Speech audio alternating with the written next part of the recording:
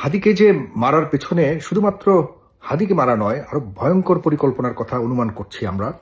আমার কাছে যেটা মনে হয়েছে, আমি আজকে খুব ভাবলাম যে কি কি কারণ থাকতে পারে। আপনারা একটু শুনুন, শেষ পর্যন্ত শুনবেন। হাদিকে মারলে পরে কিন্তু কি কি ঘটবে সেটি খুব ভালো করেই তারা পর্যালোচনা করেছে।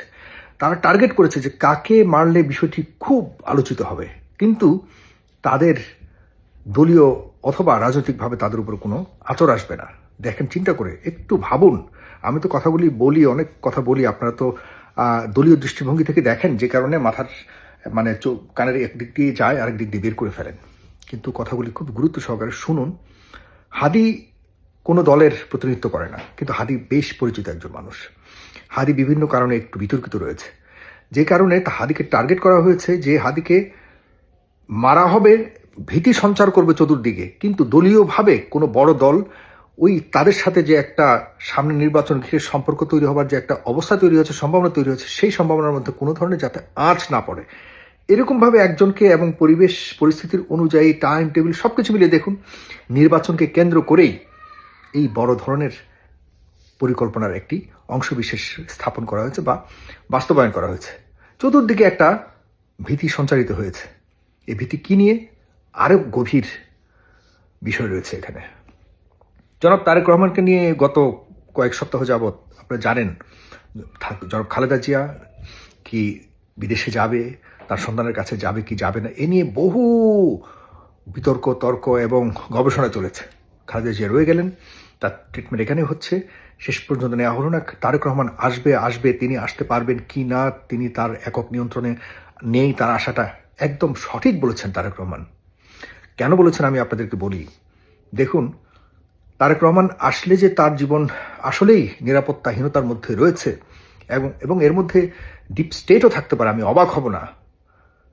এবং বিশেষ করে পার্শ্ববর্তী দেশ যাদের বড় ধরনের পরিকল্পনার বাস্তবায়ন করছে, বাংলাদেশে যারা রয়েছে তাদের প্রতিনিধি, অতীত আওয়ামী লীগের যারা রয়েছে, সবাই আওয়ামী লীগের খারাপ নামে বারবার বলছে, কিন্তু আওয়ামী লীগের যারা রয়েছে, যারা সরাসরি কোটি কোটি কোটি কোটি টাকা প্রতিনিয়ত রাজনীতি করে ইনকাম করতে, তারা পাগল হয়ে গেছে, তাদের সব সম্পদ বেহাত হয়ে গেছে। তারা এখন কিভাবে জীবন দিয়ে হলেও তাদের কিছুটা হলেও ক্ষমতার অংশীদার হবার জন্য তারা ব্যাকুল হয়ে আছে। কোনোভাবে ষড়যন্ত্র করে যদি কিছু করতে পারে সেই চেষ্টা করে যাচ্ছে।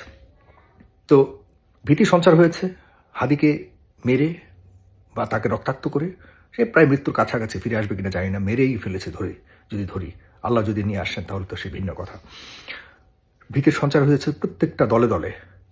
এদিকে জনাব তারেক রহমানকে দেশে ফিরে যাতে না আসতে পারে বড় একটি হুমকি দিয়ে দিল হাদিকে মেরে। আর জনাব তারেক রহমান চমৎকার আরেকটি সিদ্ধান্ত নিয়েছেন, গতকালকেই তিনি দেশে ফিরবেন এই ঘোষণা দিয়েছেন। আপনারা তো খুব সারফেসগুলি দেখে দেখে বক্তব্য দিয়ে দেন বা মন্তব্য করে ফেলেন। জনাব তারেক রহমান গতকালকে কেন বাংলাদেশে আসবে বলে ঘোষণা দিয়েছেন?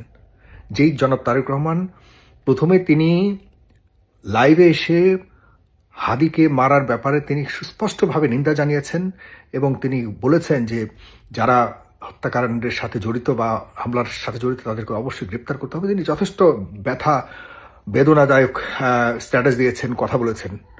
সেই মানুষটি আবার যা গত কয়েক মাসে আমরা অপেক্ষা করছেন যে তিনি কবে বাংলাদেশে আসবেন, তিনি কেন আসেন না, বিভিন্ন ধরনের সংশয়, বিভিন্ন ধরনের আমরা কিন্তু কথা বলেছি, সমালোচনা করেছি।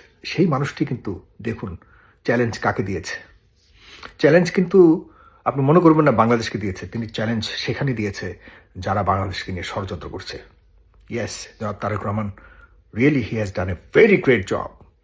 তিনি গতকালকেই দিয়েছেন সেই হুমকি যে আমি বাংলাদেশে আসছি 25 তারিখ। সবাইকে জানান দিয়েছেন যে হাদিকে নয়, হাদিকে মেরে যদি মনে করে তারেক রহমান দেশে আসবে না এই ভয়ে, তারা বোকার স্বর্গে বাস করছে। তারেক রহমান ঘোষণা যেহেতু দিয়েছেন, জিয়াউর রহমানের ছেলে এখান থেকে পিছপা হবেন না, এটা অন্তত পক্ষে সব সাধারণ মানুষ বিশ্বাস করে। আর তারেক রহমানের জীবনকে যে হুমকির মধ্যেও তিনি আসছেন, এরপর কোনো কিছু যদি হয় সেটি সরকার বহন করতে হবে। আর সাধারণ মানুষ সেই জায়গাতে তারেক রহমানের প্রতি আরও বেশি উদার এবং আরও বেশি ভালোবাসার জায়গা তৈরি করেছে। কারণ তিনি এতদিন বলেছেন মুখে, সাধারণ মানুষ বিশ্বাস করেনি। এখন তিনি একটি ঘটনার মাধ্যমে তার আশার বিষয়টিকে তিনি সাহসিকতার একটি পরিচয় হিসেবে ঘোষণা দিয়েছেন যে যত কিছুই হোক নির্বাচন সময় মতো হতেই হবে। এই নির্বাচনকে বাস্তবায়নের জন্য তিনি প্রয়োজনে নিজের জীবনকে ঝুঁকির মধ্যে ফেলেও তিনি দেশে আসবেন। এর মানে হলো গণতন্ত্রকে ফেরানোর জন্য, গণতন্ত্রের মানেই নির্বাচনের মাধ্যমে তিনি তার নতুন অধ্যায় শুরু করতে চাচ্ছেন এবং যাতে কোনোভাবে কোনো ষড়যন্ত্র নির্বাচনকে বানচাল করতে না পারে। এবং তিনি দেশে আসলে জনগণের জন্য, এই দেশের জন্য প্রাণ দিতেও প্রস্তুত। এই হাদির এত বড় ঘটনার পরেও সেটিও তিনি জানান দিয়েছেন গতকালকে। তিনি পারতেন কিন্তু 2 দিন পরে দিতে, কিন্তু আমরা সাধারণ মানুষ সেটি আসলে বুঝতে পারছি না তিনি কেন বলেছেন। কারণ যারা হাদিকে মেরে তাকে বোঝানোর চেষ্টা করেন, মানে একটা কথা আছে না, ঝি মেরে বউকে বোঝানো, জনাব তারেক রহমান তিনিও উত্তর দিয়ে দিয়েছেন যে আমাকে হুমকি দেওয়া এত সহজ নয়। Thank you so much. আমরা আশা করি আমাদের হাদি ফিরে আসবে। হাদির জীবনের বিনিময়ে গণতন্ত্র, আমরা অবশ্যই গণতন্ত্রের জন্যই তো অনেক 1,500 মানুষ প্রাণ দিয়েছে, সেখানে হাদির জীবন যুক্ত হোক এটা চাই না। তবে হাদি যে গণতন্ত্র আনয়নের জন্য জীবনের শেষ মুহূর্ত পর্যন্ত লড়াই করে যাচ্ছেন, অবশ্যই এটিকে মানতে হবে আমাদের। আর সেই লড়াইয়ে যুক্ত হলেন জনাব তারেক রহমান। জনাব তারেক রহমান বুঝতে পেরেছেন যে এদেশে গণতন্ত্র পুনরুত্থান বা পুনরুদ্ধারে বড় ধরনের ষড়যন্ত্র চলমান, কোনোভাবেই সেই ষড়যন্ত্রকে সফল হতে দেয়া যাবে না বা হতে দেয়া হবে না, যে কারণে তিনি নতুন করে স্টেপ নিয়েছেন। জনাব তারেক রহমান, আমি জানি না আপনি আমার ভিডিও দেখার তো কোনো কথা, আপনার দলের লোকজন তো যত খুবই অন্ধর মতো, যতক্ষণ পর্যন্ত তার নিজের পক্ষের কোনো কথা না আসবে ততক্ষণ পর্যন্ত কোনো কথা বিশ্বাস করেন না। আমি আরেকটা কথা বলে রাখছি, হাদির যে খুনি, যাকে এখন পর্যন্ত হিসেবে ধরা হয়েছে, সেই খুনির যতটুকু শুনেছি, সেই খুনি এর আগেও একবার র্যাব তাকে ধরেছিল। তাকে ছেড়েছে কে?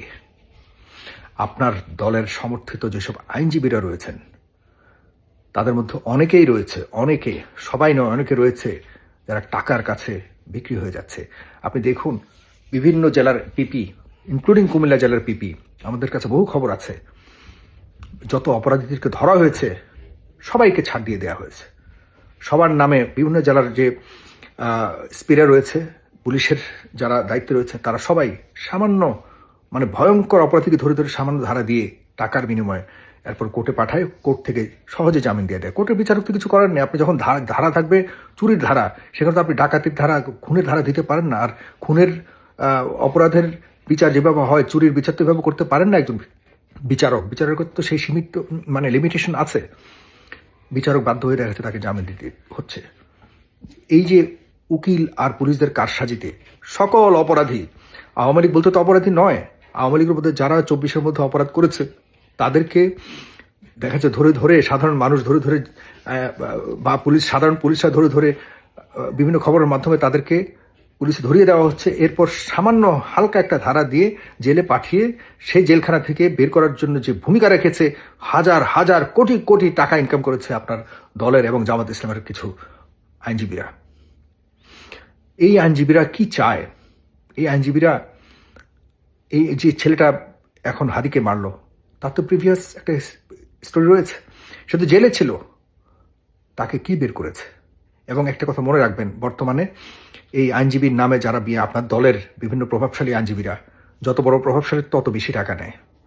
আপনি আপনার দলের বা কেউ একটু অসহায় মানুষ যাক, জীবনও তারা সহায়তা করবে না, তাদের টাইম নেই এখন। তারা এখন লক্ষ লক্ষ টাকা, কোটি কোটি টাকার পেছনে দৌড়াচ্ছে।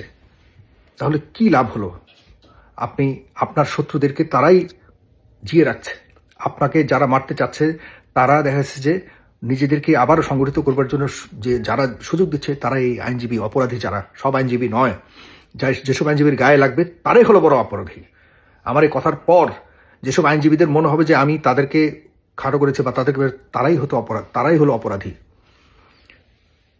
কারণ এই আইনজীবীদের কোনো আত্মীয় স্বজন মারা যায়নি, এই আইনজীবীরা তেমন নির্যাতিত হয়নি, তারা আইনজীবী হিসেবে রাজনীতি করেছে, ওই আওয়ামী আইনজীবীর সাথে করেছে, মিলেমিশে কাজ করেছে। রাস্তাঘাটে আপনার দলের সাধারণ নেতাকর্মীরা মার খেয়েছে, নির্যাতিত হয়েছে, জেলে ছিল। সুতরাং এই আইনজীবীদেরকে আপনি ঠিক করুন, না হলে চোর বাটপার খুনিরা কখনোই আর বিচার পাবেন, মানে তাদের বিচারের সম্মুখীন করতে পারবে না। তারা আবারও বেরিয়ে যাবে আপনার এই অসৎ আইনজীবীদের কারণে। আজকে বলে রাখলাম, সামনের দিকে নাম টাম সহকারে বলবো, একদম নাম টাম সহকারে বলবো। কোটি কোটি বর্তমান সরকার কোটি কোটি টাকা খেয়ে পিপি নিয়োগ দিয়েছে। তো এই পিপি রেখে বসে থাকবে? যে পিপি 50 লাখ বা 2 কোটি 5 কোটি টাকা দিয়ে যে পিপিগিরি পায়, সে কি হাতেম তাই হবে? সে তো টাকার জন্য বড় বড় অপরাধীদেরকে সে ছাড় দিবেই।